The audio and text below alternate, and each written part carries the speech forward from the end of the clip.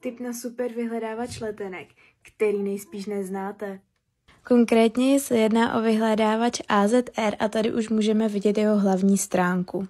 Nejprve si zvolíme, zda chceme zpáteční nebo jednosměrný let, potom z jakých letišť chceme letět a hlavně kam. Pokud nevíme kam, můžeme zaškrtnout políčko je mi to jedno a to se vám potom vyfiltrují úplně všechny místa.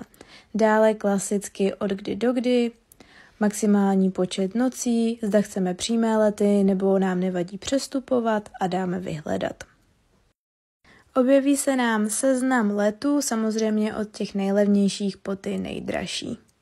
Já jsem si to poté vyfiltrovala ještě jednou na odlety pouze z Prahy a Brna. A tady už máme nějaký konkrétní výsledky.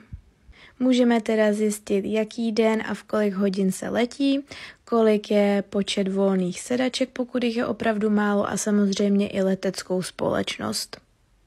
Až najdete ten pravý let, stačí kliknout na políčko zakoupit a budete přesměrováni na stránky letecké společnosti.